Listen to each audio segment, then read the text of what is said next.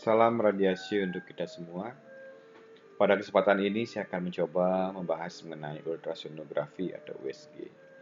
Tentunya di sini terfokus pada karakteristik gelombang suara dan pulsa pada USG.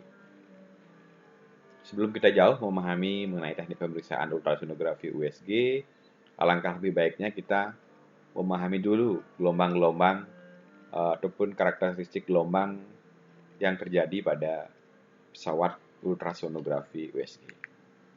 Seperti yang kita ketahui, ultrasonografi medis di sini adalah sebuah teknik diagnostik pencitraan menggunakan suara ultra yang digunakan untuk mencitrakan organ internal dan otot. Selain itu, juga dapat untuk menilai ukuran dari organ-organ tersebut, melihat struktur dan luka patologi. Hal ini membuat teknik ini berguna untuk pemeriksaan organ. Untuk sonografi obstetrik bisa digunakan ketika masa kehamilan juga. Nah, di sini pada pemeriksaan USG, gelombang suara yang digunakan hanya menggunakan frekuensi 1 hingga 10 MHz atau Hz. Ultrasonik adalah sebuah gelombang suara yang frekuensinya lebih tinggi dibanding kemampuan pendengaran manusia. Suara yang dapat didengar oleh manusia berkisar pada frekuensi antara 20 sampai 20.000 Hz. Oke, untuk lebih jelasnya kita langsung saja masuk ke teori mengenai karakteristik gelombang. Apa itu pengertian-pengertian dari gelombang suara maupun pulsa yang terjadi pada alat ultrasonografi maupun USG dalam mencitrakan hasil citra atau image dari USG. Oke, yang pertama saya akan bahas mengenai gelombang suara. Gelombang suara ini merupakan gelombang longitudinal yang merambat melalui medium. Kemudian suara ini memerlukan medium tertentu. Jika tidak ada medium, maka suara tersebut juga tidak akan tersampaikan atau terdengar. Jadi suara itu memerlukan medium. Gelombang suara di sini mengandung sejumlah komponen penting yaitu amplitudo, panjang gelombang, dan frekuensi. Di sini saya singkat saja menjelaskan secara umum apa itu amplitudo. Amplitudo ini secara simpel dapat didefinisikan sebagai jarak atau simpangan terjauh dari titik kesetimbangan dalam gelombang sinusoid yang kita pelajari pada waktu SMA di mata kuliah, mata ajar fisika dulu, maupun matematika, geometrika. Nah, itu sebagai contoh untuk mengingat-ingat kembali yang sudah pernah diajarkan sebelumnya. Kemudian ada panjang gelombang. Di sini panjang gelombang ini adalah periode spasial dari gelombang periodik, jarak di mana bentuk gelombang itu berulang. Nah, ini yang sering kita sebut panjang gelombang. Kemudian ada frekuensi. Frekuensi adalah ukuran jumlah terjadinya sebuah peristiwa dalam satuan waktu. Satuan yang banyak digunakan adalah Hertz biasanya. Nah, di sini menunjukkan banyak puncak panjang gelombang yang melewati titik tertentu per detik. Nah, ini yang dapat saya jelaskan secara simpelnya dulu. Kita langsung masuk ke penjelasan selanjutnya.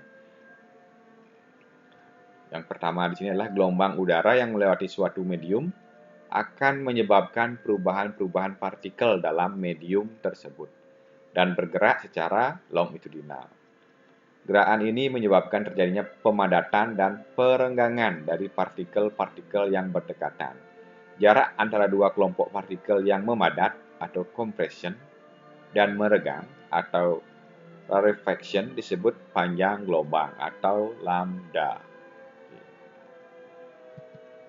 Selanjutnya, parameter gelombang bunyi. Kita masuk ke gelombang bunyi ya. Ini terdiri dari frekuensi, periode, panjang gelombang, cepat rambat, amplitudo, dan intensitas. Frekuensi, periode, amplitudo, dan intensitas di sini dipengaruhi oleh sumber suara. Jadi sumber suara ini tentunya berpengaruh terhadap frekuensi, periode, amplitudo, dan intensitas. Cepat lambat dipengaruhi oleh medium. Jadi ketika mediumnya berbeda, tentunya nilai cepat lambat juga akan berbeda. Cepat lambat ini dipengaruhi oleh medium. Selanjutnya panjang gelombang dipengaruhi oleh keduanya, yaitu sumber suara dan medium. Ketika sumber suaranya berbeda atau mediumnya berbeda, tentunya panjang gelombangnya juga akan berpengaruh. Selanjutnya kita masuk ke karakteristik gelombang suara. Di sini ada beberapa pengertian-pengertian dari bagian yang termasuk dari gelombang suara. Yang pertama adalah memiliki panjang gelombang. Di sini panjang gelombang menyatakan jarak satu siklus gelombang dalam satuan panjang. Besarnya dipengaruhi oleh cepat lambat gelombang pada medium dan frekuensi. Satuannya adalah meter. Kemudian memiliki frekuensi. Banyaknya gelombang yang terjadi dalam 1 detik. Nah, ini sering disebut hertz di sini, frekuensi di sini. Yang selanjutnya adalah memiliki velositas. Velositas di sini adalah kecepatan gelombang yang bergerak melewati medium atau cepat lambat dalam medium. Ini yang disebut dengan gelombang itu memiliki velositas. Kemudian memiliki periode. Periode adalah waktu yang diperlukan untuk membentuk satu gelombang sempurna. Satuannya adalah detik. Periode berbanding terbalik dengan frekuensi. Nah, ini perlu digarisbawahi bahwa periode tersebut adalah berbanding terbalik dengan frekuensi. Selanjutnya memiliki intensitas. Intensitas di sini adalah kekuatan gelombang dibagi luas energi yang terpancar dan dinyatakan dalam watt per centimeter persegi. Memiliki power atau watt. Memiliki amplitudo. Amplitudo adalah besarnya nilai maksimum puncak gelombang atau lembah gelombang dalam nilai mutlak. Satuannya adalah amplitudo. Kemudian juga memiliki impedensi. Impedensi di sini dipengaruhi oleh densitas dan kekenyalan medium. Satuan dari impedensi di sini adalah rel. Kemudian memiliki cepat lambat gelombang. Ini adalah kecepatan gelombang suara ketika berjalan menembus medium. Selanjutnya memiliki atenuasi. Atenuasi ini terjadi sebelum pantulan atau refleksi dari gelombang suara. Nah, berikut tadi gelombang suara. Selanjutnya kita masuk ke gelombang pulsa ultrasound.